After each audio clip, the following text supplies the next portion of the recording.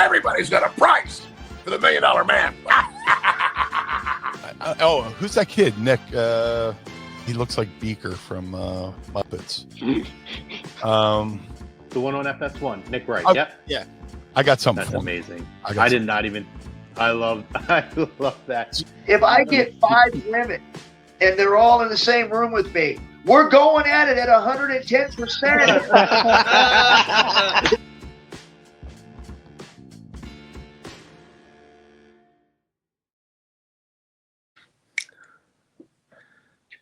Welcome in, everybody. Lazy Booking Podcast live on A2D Radio with a special Monday Indigenous Peoples Columbus Day holiday edition of the Lazy Booking Podcast.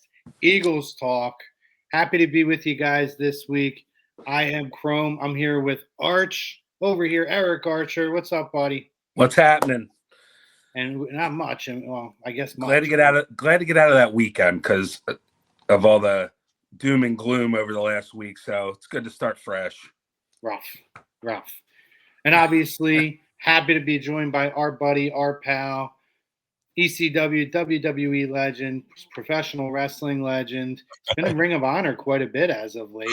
And Philadelphia sports and Philadelphia Eagles enthusiast, fanatic, the Blue Meanie, Brian Heffron. What's up, brother? Yes. Hey, how's it going, fellas?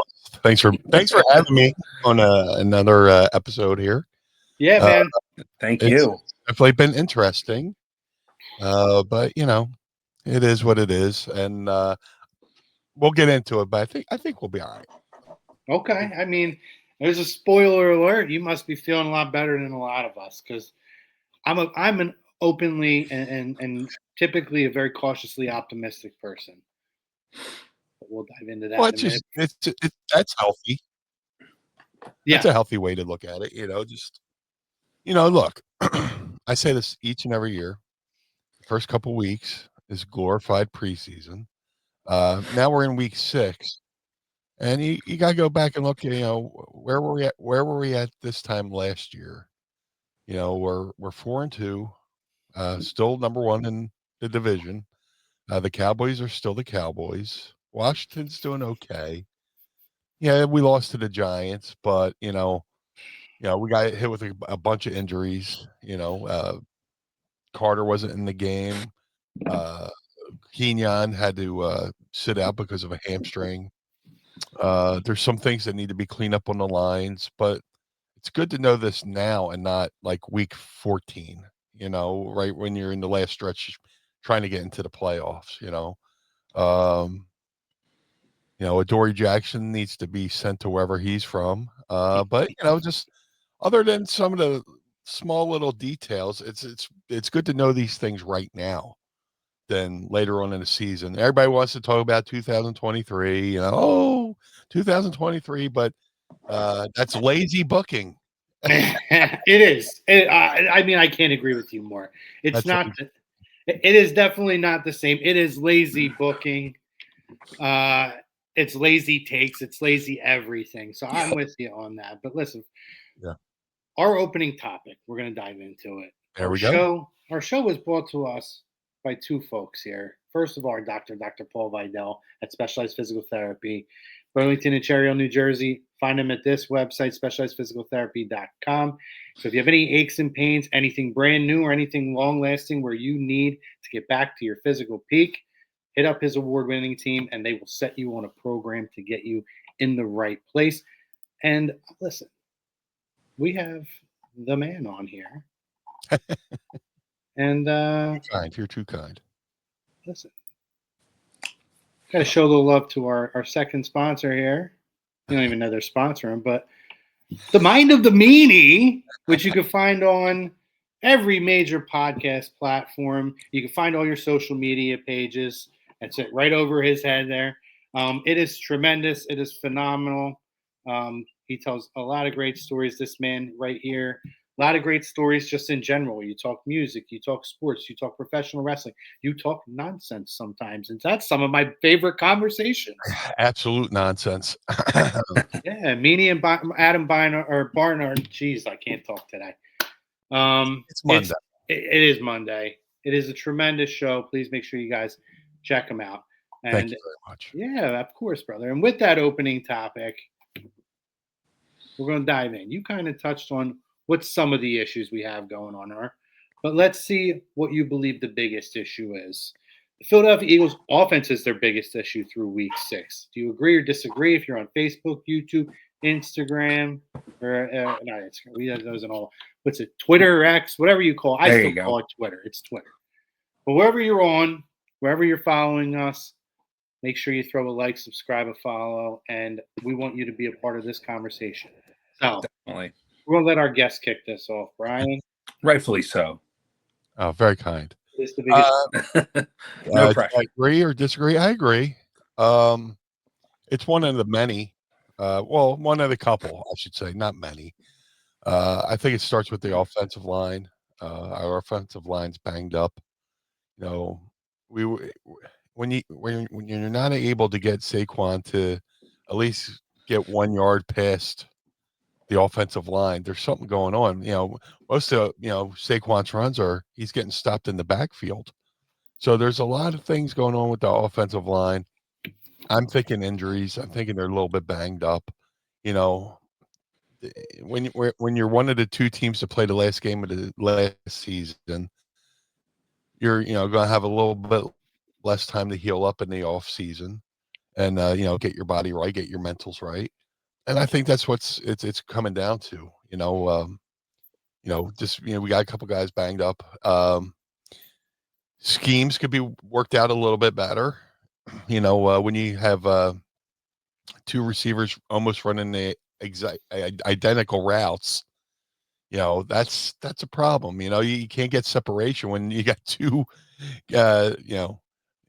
receivers running pretty much perpendicular, straight up, the same way. Just I think some things. I think they need to go, deeper into the playbook. Maybe even borrow some plays from last year.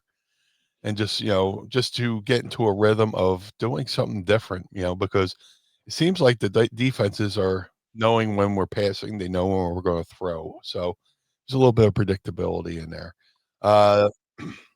So definitely, I think it starts with the offense, because if the offense can't get can't get into a rhythm, can't get into a couple plays, that affects our defense, because our defense is constantly on the field. They're constantly gassed because our offense can't get anything going, can't sustain a drive. So I believe the problems with the offense bleeds over into the defense, to where the defense is, exhausted, so they need to work on, something, try to figure out a plan to get these guys healthy, a plan to scheme the plays a little bit better, be a little bit less predictable. Yeah. I mean, you hit on a lot of points there, and that's a conversation after we go around here I want to have, and that is, you talked about finding a rhythm in this. I don't even know that this team really has a true identity. We know what it should be, but what it actually is and what's being put on the field is very, very, very confusing. So I don't know. Eric, what's your opinion on it? I'm in full agreement that the offense is the biggest issue. I think the defense has its fair share of concerns, specifically in the secondary. And possibly, and we can talk about this a little later too, like I think the defensive ends, and I think, we've seen injuries and things like that have impacted that. But if you're not getting pressure to the quarterback and you're not making sacks, that makes it tougher for your secondary to hold on to these receivers and hang on for those big plays. So going to the offense, I think there's a lot of predictability on this in this team, but it seems like they get off to good starts. The Denver game and the Giant game, they were putting points up and moving the ball down the field. But it seems like when they get to the second half, adjustments are made by the opposing team, and there's no answer. It's kind of like we're just not. There's a lot of 3 and outs. There's a lot of the defense on the field, which causes them, like Brian said, to get get gassed and tired, and it's eventually going to happen where the team's going to score some points, and we've seen that the last 2 weeks. So I would say I would challenge the offensive coordinator and the head coach to kind of figure out what's going on here. Do we have the right guy calling the plays right now? And I know we're not going to make a change during the season with the offensive coordinator. It's kind of silly. You see it online. People are like, get rid of Patullo and he needs to go. That's easier said than done. You're not going to bring a new offensive coordinator in week 6. You may bring somebody in to help out a little bit, but I think the easiest thing to do is maybe Siriani needs to take the play calling duties away and kind of run it on his own. I mean, I don't know if Patullo, we just touched on people running the same routes and Saquon not being able to get more than 1 yard. I think one of the shows this week, I think Pete brought it up, where every time they're in the pistol, it's a run play. Like they know what's coming. So I think it's important to get you need to establish, one, the identity, like Chrome said, but 2, also, where's the big play calling on unpredictable plays? And I would say it just doesn't look like they know what they're doing, especially coming out of half, where the teams have made adjustments. So why aren't we making adjustments based on what they're bringing out? So it's just it's kind of mind-boggling that this team can't figure that out. You're on mute, pal. I keep doing that to these damn. We're live, pal. We're live, pal. That's the thing is, like, I thought what made this team special last year was Nick and his staff's ability to make adjustments. Right now, obviously, on the offensive side, you had a much more experienced guy. I always say health is the biggest concern, right? But that's kind of it's not a controllable factor, so to speak. In terms of what's controllable and in-house, I guess I would have to agree to the poll. Although I'm very concerned with the depth at the secondary. Very, very. I was concerned coming in, and now seeing it, it is atrocious. Yeah. But that being said, I feel like, again, we watch this offense. I mean, the offense, I'm concerned that maybe maybe Lane is cooked. He's hurt all the time now. He is always hurt. And that has been an issue. Now, Fred Johnson has been able to step in for him a couple of times. The first time he played pretty damn well. But I can't rely on that fact. So I'm concerned that the line, this team has always won up front on offensive and defensive side of the football. And right now they're losing on both sides. Yeah. So I think they miss Mekhi Becton tremendously right now. He was one of 2 I felt like they had to bring back, and they didn't. I thought it was him and obviously Zach Bond. So I don't know, guys. I know you can't get rid of your offensive coordinator, but somebody needs to call the plays if he can't get it together. So I'm of the belief that we're going to see how this goes. Jalen, I think you put Jalen in a room with him. And if Siriani should sit in on this too, then they need to have a real, I know they'd say that these guys talk, but there needs to be a very honest conversation about how vanilla white and lame this offense is. That is where it reminds me of 2023. If you guys remember the second half of 2023, what Eric said was the exact same thing that ended up happening. And what was it? We watched Christian McCaffrey sit on television and predict every play that was coming up as the Eagles were going up to the line. And the fact that you're seeing this now is an issue. There's no creative. Most creative they've been is with the tush push. Yeah. Finding ways to not actually execute the tush push and the shovel passes by Jalen. So I'm incredibly concerned. And if by whatever happens after the bye week, if he's not able to figure this out over the next 2 games going into the bye week and then the 1 game coming out of it, he needs to take a seat, and there needs to be somebody else who's going to be calling plays. It's got to be Nick. It's got to be Nick, because this is just unacceptable, and it's not. I know Nick probably thrives not having to worry about that, but the reality is you're head coach, and if your guy's not getting it done, the responsibility falls on your plate. I'm very, very, very concerned with how the offensive play goes. It is awful. Atrocious. Yeah. They're running the ball at like 3rd and 7 in their own territory, they're like down 10 or 12 points with like 13 minutes left. What the hell is that kind of play calling? Or like in the Denver game, they go up, halftime happens, and instead of just trying to drain the clock as much as you can, they just stay pass happy. There's one play, one series where there's 3 incompletes to AJ. I mean, and 3 incompletes in a row, where at least if you try to run the ball, you're killing clock. Where you're doing those 3 incompletions, the clock stops on every play, and then our defense has to come out again, and Denver has all the time in the world.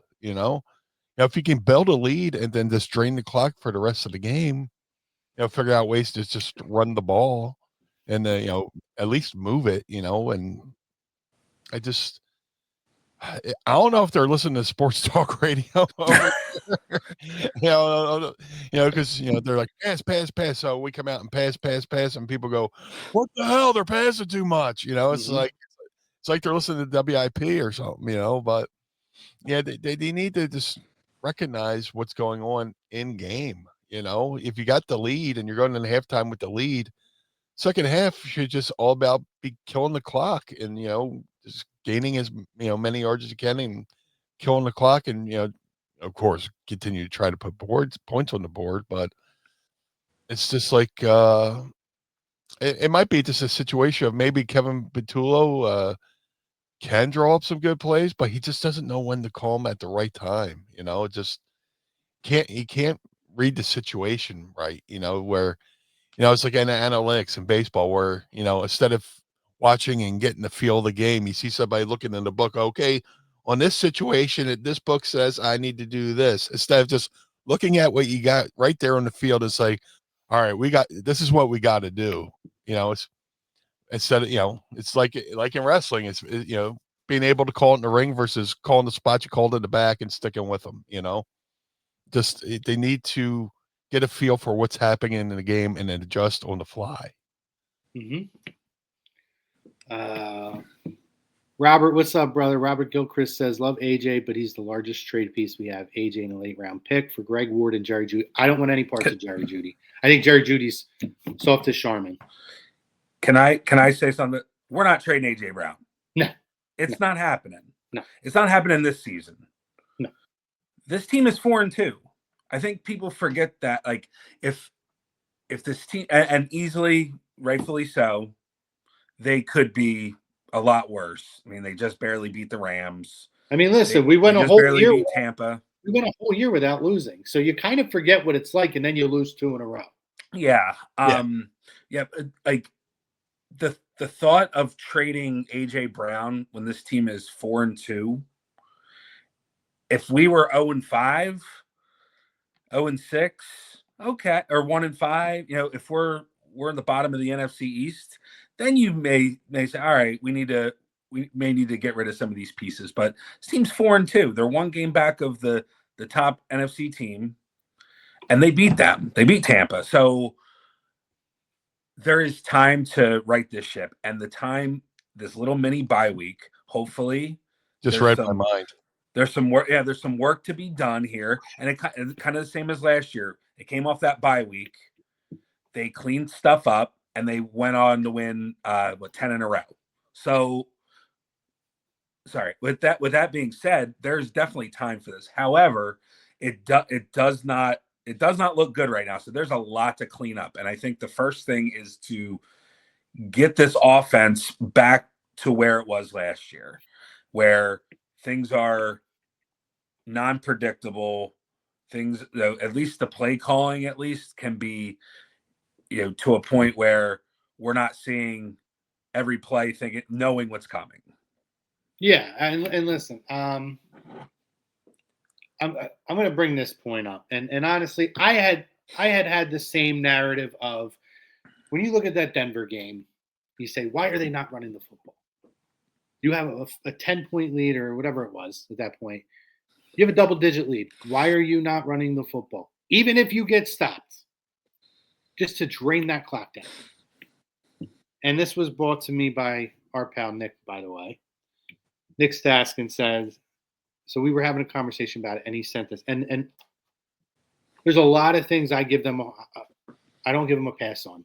I can actually understand. And what's crazy to me is it's a narrative that's out there. Get up, spend an entire week on why did they not run the football in the fourth? But Nick says the first drive, they ran on first down. They gained 7. There's a holding call, sets up 1st and 20. They end up having to throw the ball. Second drive, passed on the first play, 9 yards. 2nd and 1. You get the first down. On the next play, there's a penalty on Stain, and it negates it. They run on 2nd down, no gain. 3rd down pass sets up a 4th and 4. A 30-yard completion to Saquon was a 30-yard completion was negated by Saquon's failure to stop. That illegal motion. The illegal motion. So, there was kind of an effort to run the ball, and every time they did and they got a first down, and this is the fourth quarter. It has nothing to do with the third quarter. They actually did try to run the ball, but they got in their own way. Yeah. Took a lot away. So, and honestly, you got to think that's really the only 2 big drives they had. Then they had that final drive where you had to throw the football. Yeah. And they didn't make the call on the Dallas Goedert pass interference. Which would have brought them down to close to the 1. And, if they listen, egregious. You have to make that call. You have to make that call. That being said, I can't say that's the reason they lost the game, because they had that game. And again, if the offensive play calling was a little bit more goddamn creative, it would have made a whole world of difference. And this is what I agree with right here. Yeah. Oh yeah. So now you're speaking our language, Robert. Absolutely. So the Eagles have 13 draft picks next year. Yeah. I think that's how you would solve that. However, well, you see this week, look at how many cornerbacks got traded this week. Why are we not one of them? Yeah, and Adam Schefter was reporting that he expects there to be over a ton of trades, unprecedented in the NFL. Because it might look like a Major League Baseball trade. Yeah. I'll say this though, and I was doing some research on some of the trades that Howie's done over the last during his tenure. He's tried, but a lot of these guys that he's brought in have not really worked. You remember Kevin Byard didn't really work out. Robert Quinn didn't really work out. Not saying that he can't hit on one, but I think you really need to establish. He might have to. He being Fangio, you might have to move DeJean over to corner and use what you have, just in the interim. Well, right now he's your best cornerback. Yeah. So we know for sure that Quignon's coming back fully healthy. And this week you got Justin Jefferson and who's the other guy they've got? The other stud receiver. They got another guy, Minnesota. So it's Addison. Yeah, Jordan Addison. There you go. So it just goes to show. Who's to say? Who would have thought this a few years ago? You'd be worried about Carson Wentz and the Minnesota Vikings coming in, but it's going to be I don't think Quignon. Hamstring injuries are those lingering injuries, so wouldn't shock me if he's not playing this week. So we'll see what happens. Makes you wonder what happened with that guy Simmons that played with Fangio and Denver. Nobody, supposedly he knows, Vic's system, and I think he's still available. It's like, is he that, is he washed up to the point that he can't even just perform better than what we have so far? It's just, Yeah, he was practically begging to come here. He was like, I want to play for the Eagles. Like, he couldn't make it any more obvious that he wanted to play here. it makes you wonder what that situation is. Yeah, he is still a free agent. I'd have to look at his numbers. I thought he was fairly productive. I think Asante Samuel Jr. is still out there. I mean, that just shows, like, if he's not signed by now, it's kind of like there's a reason. I know there's Ward in Cleveland that there's rumors about him getting moved. I don't know. It kind of just makes you go back to, like, why didn't we just bring Isaiah Rodgers back? Or, I think that one is another one that Howie, I know you brought up Becton and Bond, but man, we could really use Isaiah Rodgers right about now. Yeah. Listen, I will say, I never thought I would see the day. Well, maybe with Slay. I always liked Slay. Yeah. But I was so disgusted watching Keely Ringo the other day. And I'm out on him.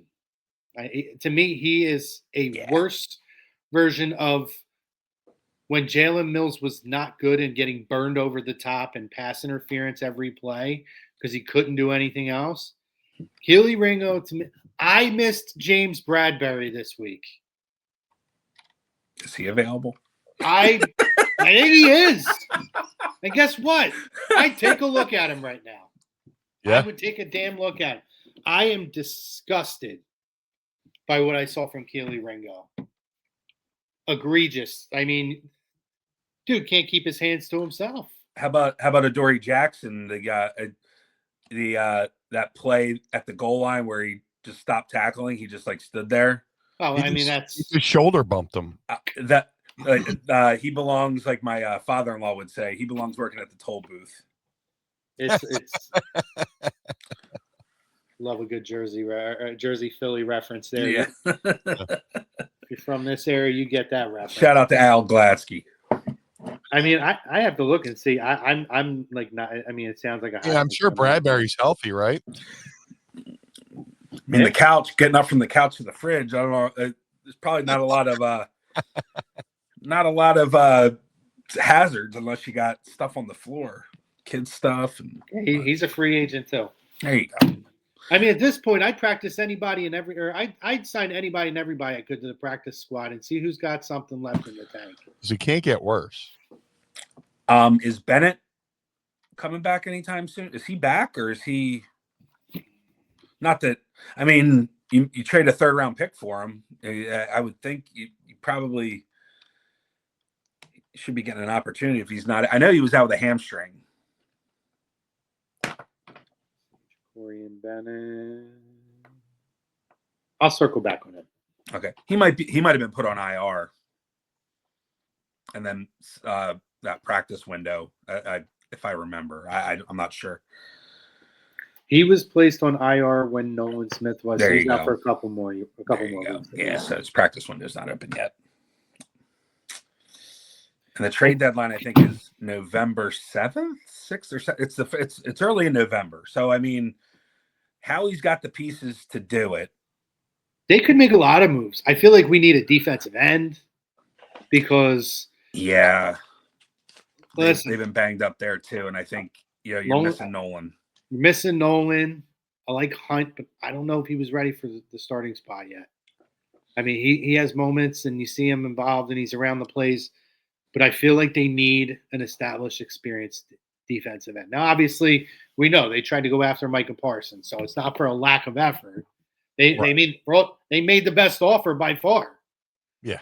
But somewhere, like, I'll say this. We talk about, is the defense or is the offense the most concerning piece? What I'll say, I don't think that the offense. Maybe I take it back.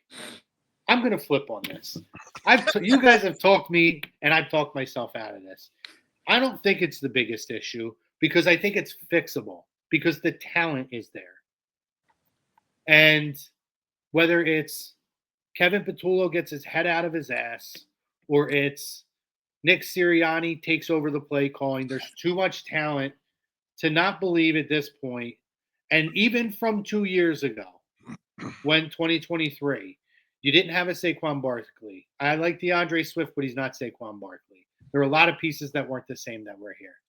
So I'm going to switch on this because the concern is the defense. Because it's not just a health issue, although it is right now. It is a depth issue at multiple positions on the field on the defensive side. And as good as Howie did at putting the offensive skill players together and putting the lines together on paper, and as good as he did in drafting young talent, a lot of that defensive roster stinks now. And they need to figure it out. So I'm swayed. All this talking, and this is what we do, boys. We talk things out. We circle the block a couple of times, and then at the end of the day, this is where we go. We come back, and I am going to disagree to the original poll, which if you guys haven't seen it, here it is. Philadelphia Eagles offense is their biggest issue through week 4. No, it's the defense, because the defense, secondary specifically, has a lot of holes, and because Keely Ringo's on this damn team. So another thing I hope they're practicing this week is these ridiculous kickoffs that bounce up and down and around, and we can't seem to catch a kickoff or a bounce ball, and the field position starts inside the 20. I don't think that helps either.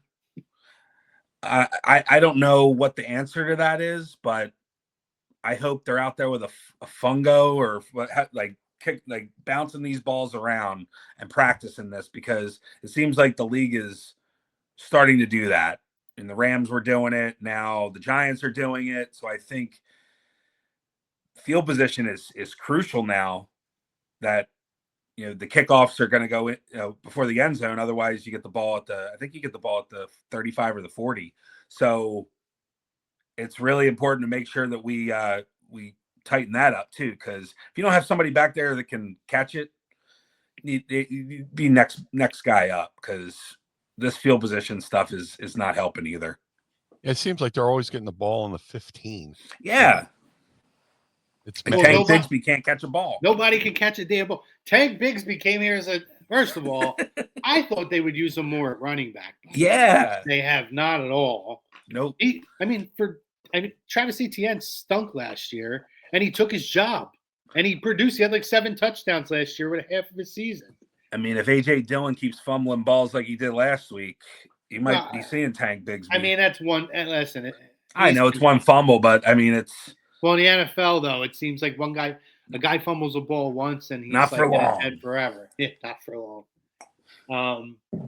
Yeah, Tank, I don't even see the point of that trade at this point, because if this is all he's here for, then I feel like it was a wasted spot. Like, I thought they would use him for the running back depth. They have not used him essentially at all. And he can't catch a football now. The one game was crazy, though. Did you see the knuckleballs the dude was punting? Yeah. Yeah. It's like watching Tim Wakefield pitch. It's like you must be spending hours perfecting that, because it's got to be within that range. I think from the 20 to the goal line. So it's got to be precise. So you've got to, like, if you're going to do that, you've got to be spot on. And I mean, these kickers are just amazing. They can just do that on the regular, and it's working. Yeah. So what is the kickoff rule? If it goes into the end zone, it comes out to the 20? No, I think it because the league wanted to stop all the automatic touchbacks. They have this where the kicker has to kick it from the goal line and correct me if I'm wrong, I think it's to like the 20 or the 25. They got to kick it in that box. If they fall short, I believe it's a penalty to the 40. It's kind of 35 or 40, and if they kick it in the end zone, it's a penalty also. Wow. So it's kind of like that kickoff, and I think that's why ultimately they did trade for Bigsby, because I think they didn't think that these kickers were going to be doing these squibs, and they were going to be able to, use him to be a game-changing kick returner. But these kickers have had other ideas and have kind of adjusted to this new rule and done really well too, because it gives them an advantage. Yeah, 100%. Greg Milakovic of A2D Wednesday nights and Agree to Disagree on Sundays says, now the roster stinks. Preseason we were loaded and this was the best roster in the league. Now it's trash. Defensively, yes, Greg. Yes. It maybe stinks is an overstatement, but the depth stinks on this football team. And it's showing right now because it just takes one guy to be out. And we're not talking about a leak in the dam. We're talking about everything's breaking away and it's coming through on the defensive side. You can't stop anybody. It looked like the three of us out there in the secondary last week. Unacceptable. And yes, it could look good on paper too. And then when you see what's on the field, you're like, you know what? That's not good. It stinks. And defensively, it does. I mean, they made Jackson Dart look like. I think he's good. I do too. I give him Jackson credit. Dart bandwagon. I do, but I mean, there were so many opportunities to get him on the ground. It was kind of just like after a while, like, come on. And the same thing happened with Bo Nix the week before. It was like you had so many opportunities to finish a play, and it just didn't seem to happen. Yeah. So, but I don't think that's. Oh, go ahead, Brian. Sorry. No, I was going to say just a quick take. The way Bo Nix plays, I can't see him lasting too long in the NFL. He takes a lot of big hits. He could be like RG4. He might just have one or two good seasons, and then I think the injuries are going to add up on his body, and just the way he plays, I can't see him lasting too long. Well, I mean, it reminds me a lot of early Josh Allen. Yeah. The big difference is Josh Allen is a massive man. That Bo Nix is big, but I don't think he's Josh Allen. Yeah. No. I don't like Sean Payton, but I think he's the right guy for that team where he's going to sit him down and be like, "Hey, you can't be doing that stuff." He's not going to sacrifice, him in that draft pick for, a few seasons if he can help it. Of course, there's things that could happen, freak accidents and stuff, but like limiting it, like sliding and going out of bounds and throwing the ball away. I think that's where he'll come in there and, tell him like, you can't be doing that. So hopefully, you never want to see that happen to players, but the way he's playing now, I 100% agree. I think the same with Jackson Dart too. Like, but he's a rookie too. Like he's got one less year. So I think Dable after a while is gonna be like, yeah, you need to, calm down a little bit. But going back to the team, I don't think the team is not a bad team. Like I said, they're 4-2, and they have wins against the Bucks, the Rams, and the Cowboys are the Cowboys, but it's a divisional win, and it was the opening week, and the Chiefs. So the wins are right that like they're great wins. You're not beating Cleveland. You're not beating Arizona or anybody like that. You've beaten 3 out of the 4, I would say, playoff teams and people that have predicted them to go all the way. So, and if you look at that one loss, it was against an AFC team. So yeah. So, and that's where, yes, we probably may be overreacting to some degree, but I don't think that these aren't valid concerns. The secondary is a huge problem. Like that, to me, there's no overreaction on how bad we are in the secondary. Yeah, no, I'm with you. I'm with you there. In agreement on that one. Yes, 100%. And if you think it was a problem last week with Wan'Dale Robinson and whoever that other guy was, and it's going to be a bigger problem with JJ and Addison with and TJ Hawkinson. And Hawkinson, yeah. I mean, it's going to become a bigger issue. They're in Philly this week, right? Yes. So Carson's back, baby. Oh, dude, crazy. I hate that Giants turf. It just seems they kill everybody. It's just like, hopefully. Speaking of the Giants, they got them the following week. They're back. They play them again. Yeah, which is wild. If our if our defensive line could just get home on some of these quarterbacks and put pressure on it, maybe the secondary wouldn't be as bad. But we're not getting pressure on the quarterbacks. They're not even getting a sniff on these guys. And before we if you could get right up the middle and get the guy scurrying and worried and throws away, makes an errant pass, who knows what could happen. But Yeah. Well, you had no Jalen Carter this past week. yeah. Why was he out? Because heel injury, foot injury, something between like that. that and the Phillies game. So I was like, yeah. I was gonna say, you've noticed though too this year that Fangio has had to call blitzes, which last year he didn't have to call that. He called them when he needed to, but you notice he's sending people more and more because the front four is not getting pressure to the quarterback, and when they do that, it's opening up plays down the field. So it's like, what do you do? It's hard, especially with the the injuries and the lack of depth at secondary. It's like, I don't know. Yeah, I agree with this. Yeah. I agree with you on that, Greg. I think that's the guy to go out and get. So that'll help. Nolan gets back for the Green Bay game, I believe. I'll be there. I'm going to Green Bay as well. Oh, are you? Nice. Yeah, got a buddy out there. Eric, you're going to that game, right? Yeah. Me and Chris are going. Nice. Yeah, it's been a bucket list trip for me, and got a buddy with some connections. He's like, just come stay at my house. We'll drive up, and it's awesome. Yeah, so just maybe I'll see. Yeah. We have an Airbnb in Milwaukee, so I'm staying in Milwaukee as well. So yeah. Oh, nice. Well, Yeah. maybe we'll run into each other. I go see the Fonzie statue, And I think it's a Dick the Bruiser statue. I keep confusing him with the Crusher, but no, it's the Crusher. The Crusher statue. He's got the barrel of he's got the keg on his shoulder. Yeah. So yeah, it's going to be a good trip. A good trip. Hopefully the good guys win. Yes.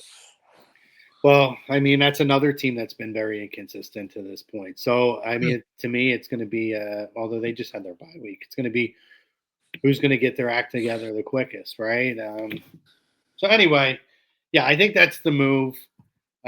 Is there anybody else that you guys feel like we're missing out on, or is there any specific, even if you don't want to give a player, so to speak, is there any specific position that you would like to see this team do an upgrade in, whether it's on offense or defense? I think the offense is set talent-wise. It's just the scheme.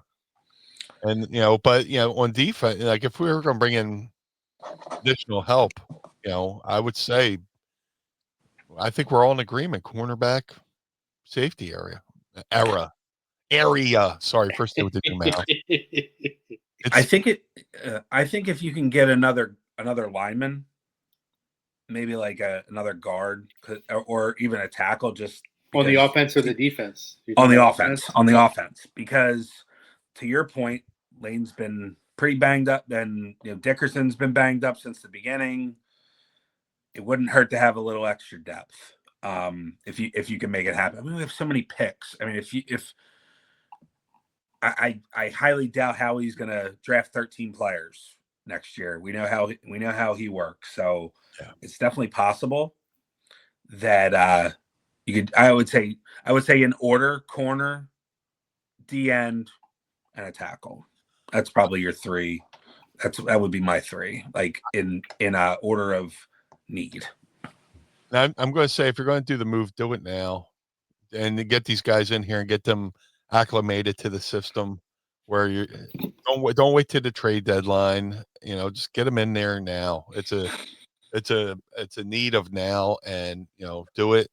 Get the guys used to the system, and I think this is all fixable. This is all fixable. And like I said, earlier, it's good to have the problem now as opposed to week 14 where you're like, oh man, why didn't we see this coming? We see it right now. Mm-hmm. Absolutely. Get it Yeah, done. and I think too, right? Like, again, we're already seeing the dominoes start to fall in terms of trades at other places. So, if you have your guy identified, go out and get it done. At this point, you have the capital. It's not going to hurt you. You're not going to make 13 picks.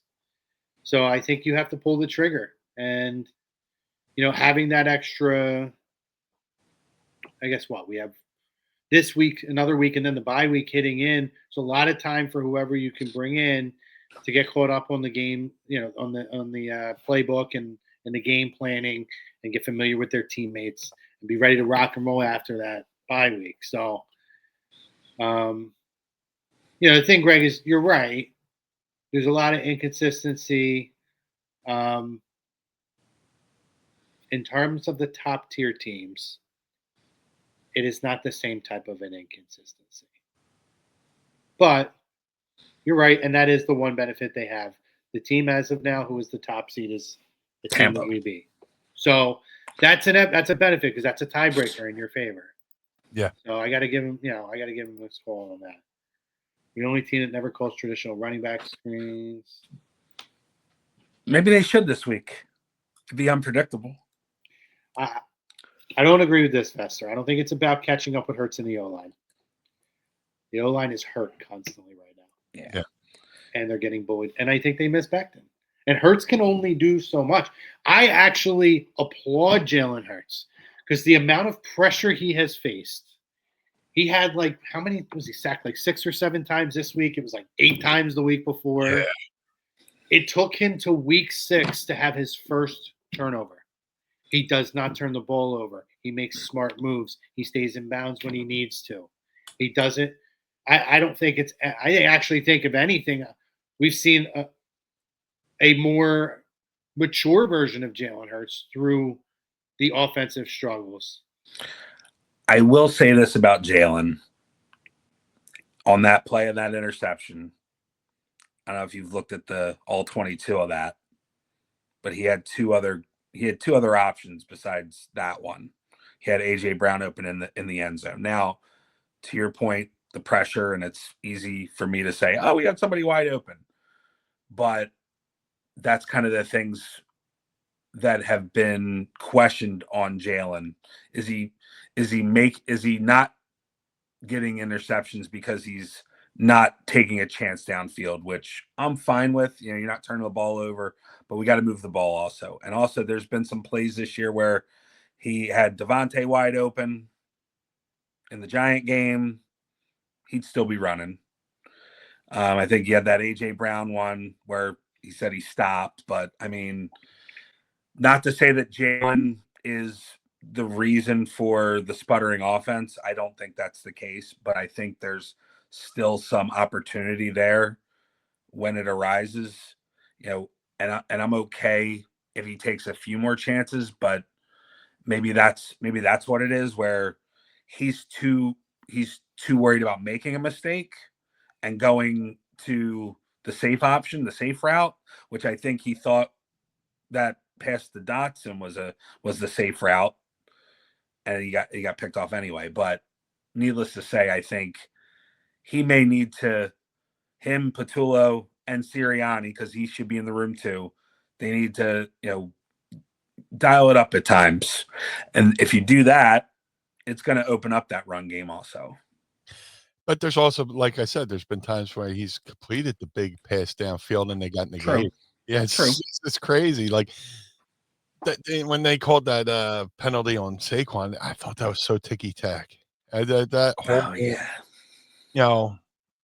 I mean, a split second, he wasn't still, but he threw that down to Smitty, and that would have been a game changer right there. It's just frustrating. So to your point of that, it's why I think a human element needs to be involved in professional sports and in the officiating of professional sports.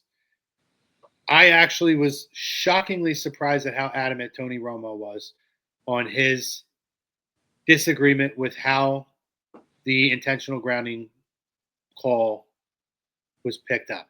And I get it. I get it too. I'm 100% with him, and I said the same thing. We're going to stop Saquon, who does a little flinch. And it's the other thing, too, on the defensive side.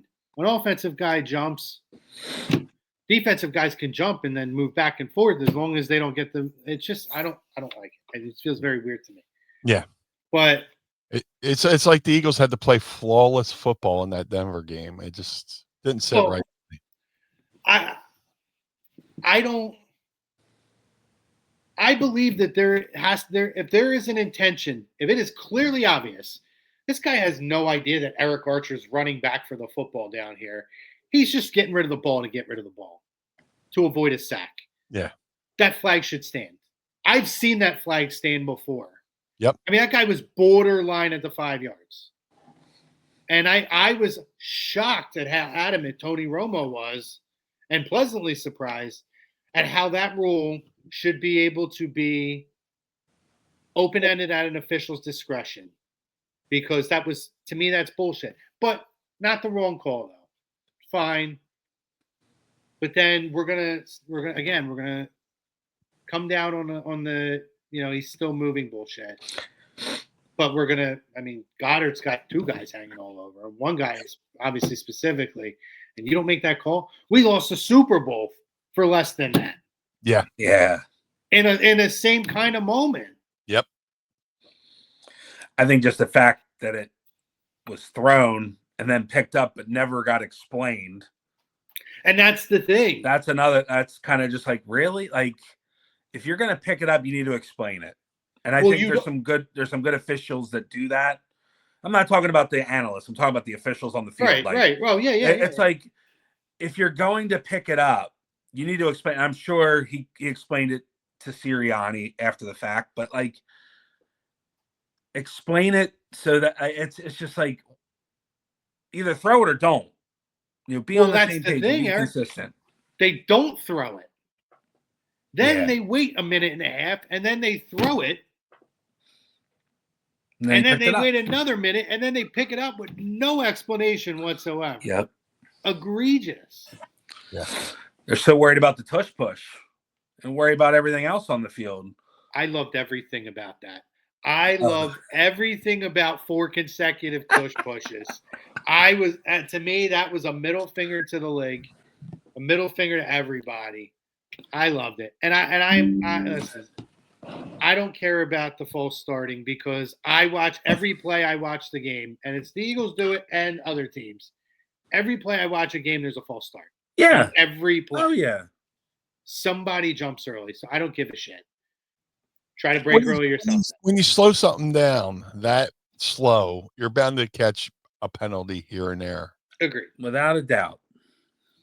Agreed.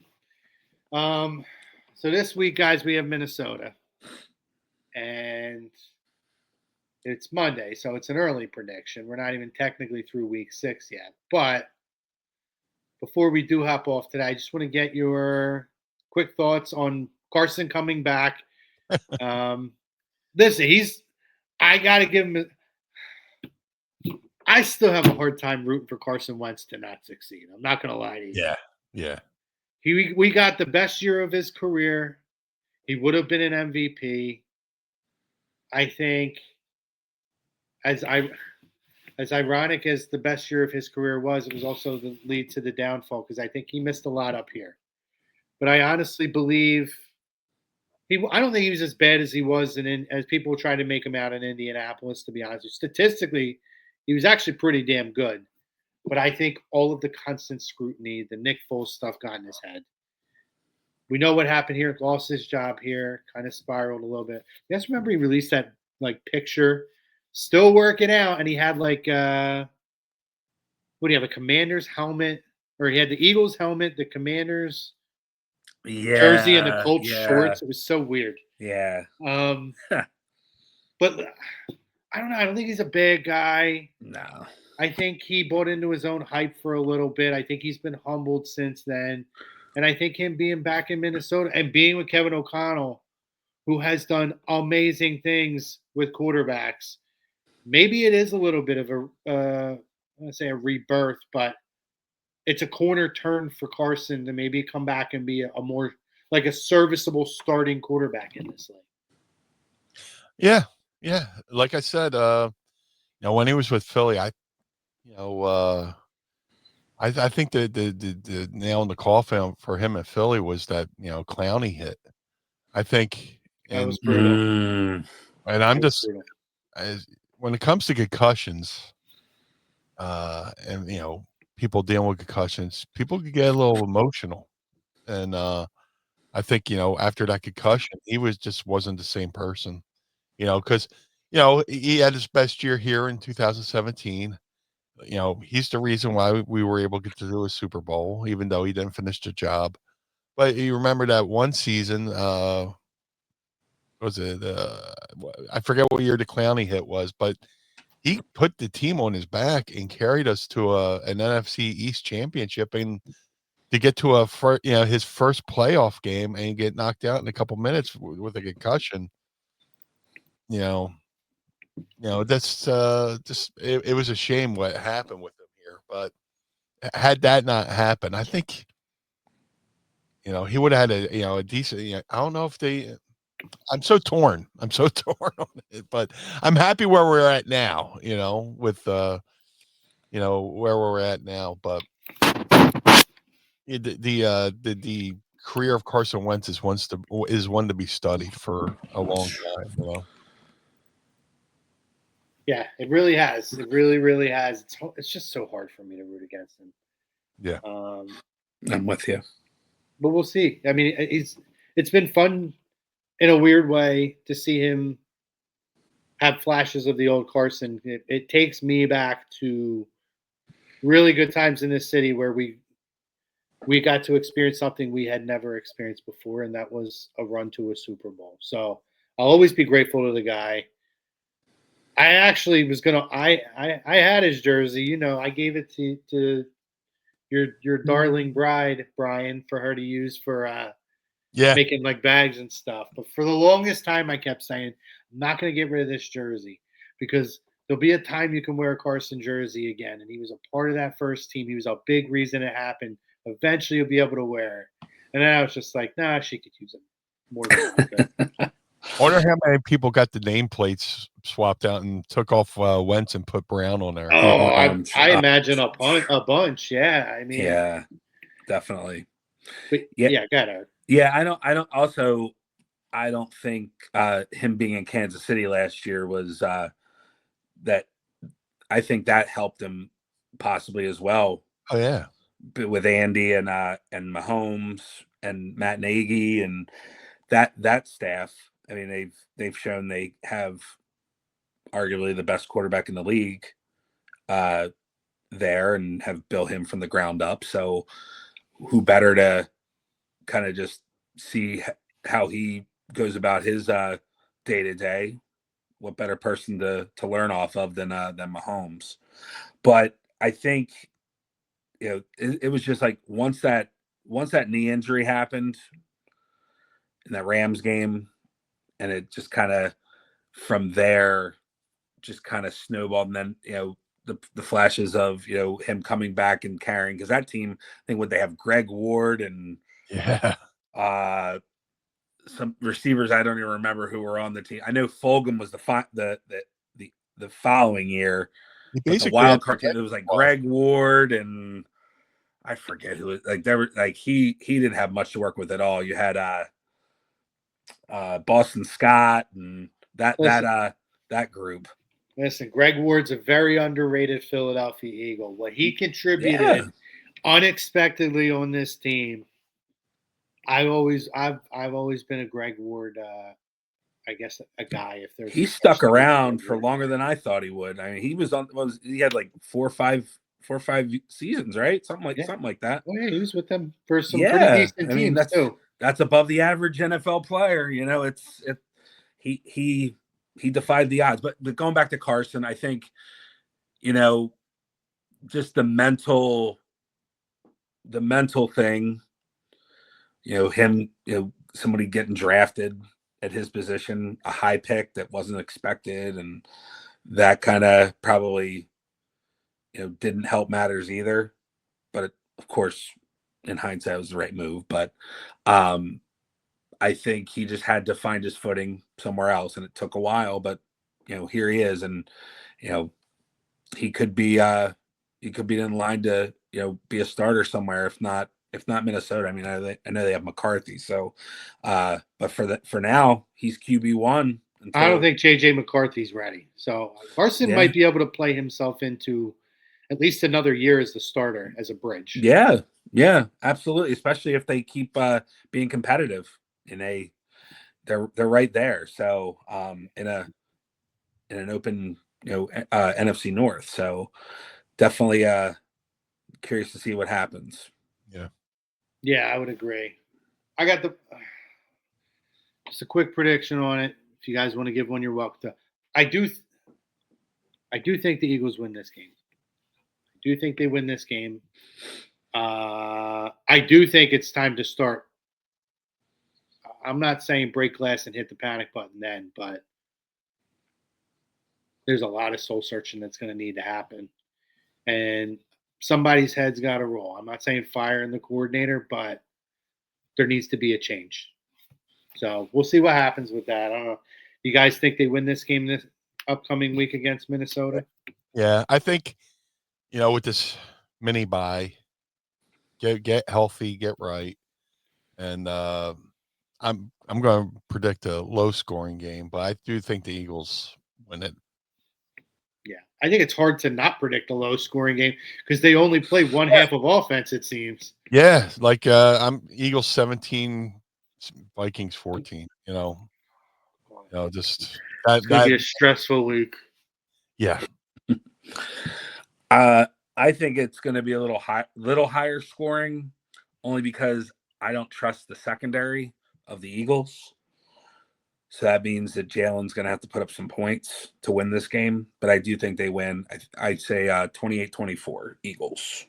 But I think it's going to be another struggle for the secondary. And I hope that DeJean's on Justin Jefferson and following him around, because especially if Q's not playing, better have him on Jefferson and then have a safety on over top, because it's going to be a long day if they go with number 7 anywhere on the field. Got some last minute comments coming in. Lil G Griffith, appreciate you. By the way, Ryan, appreciate everything you put in there, but that's why I left it up for a while. It was a lot to read, but Eagles need a new offense coordinator, offensive. Yeah, he's been the best player on the team so far this year. Jake Elliott. Jake Elliott's been phenomenal. There you go. Money. This was a lot of fun, boys. Yeah. It was good stuff. We always like to get together every few weeks or every month to a month and a half. Talk some Bears. It's healthier that way. Agreed. We like to get together, do this little powwow. We are still having our regular Lazy Booking show tomorrow night at 6 p.m. Eastern Standard Time to recap a crazy weekend of wrestling. And quite the incident on Raw. I won't spoil it for anybody. Sorry, Chrome. We might need to start at spoiler. and Brian was on when you spoiled it too. Sorry. Son of a bitch. We might have to get on at 6 o'clock because I also want to talk about, which we were fortunate enough to talk to him about on here, Devon Dudley's final match last night. Yeah, the Hardys and the Dudleys. I did watch it. It was awesome. So I definitely want to talk about that too. Lots to cover. Yeah, we said it before, Brian. Let them know where we can find you, buddy. You can find me on the Mind of the Meanie podcast, which drops every Monday morning, wherever you get your favorite podcasts. We talk about music, movie, sports, tons of useless knowledge. If you want to support the Blue Meanie, go to prowrestlingtees.com/Blue Meanie. Also, I'm appearing in a documentary that's just coming out in it's playing theaters right now, but it'll be out on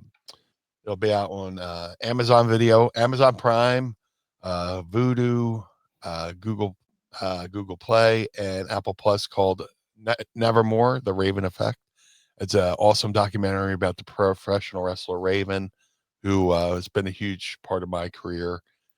We had 2 screenings here in Philly at Philomoka, which is a really cool venue. If you've never been there, it's definitely a really cool spot.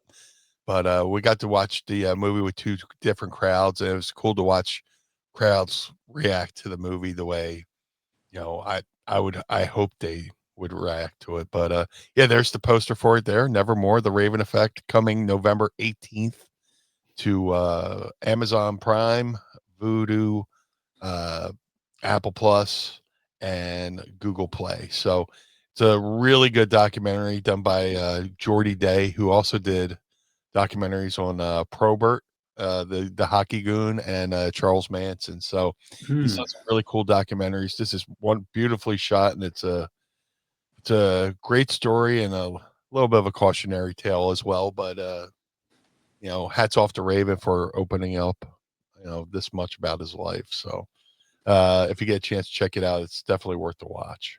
Yeah, and I've seen the trailer that you put out there, and it's very, very, very exciting to get a chance to see it. So Yeah. if you can get a chance to get out to one of these events and check it out, please do. If not, no worries.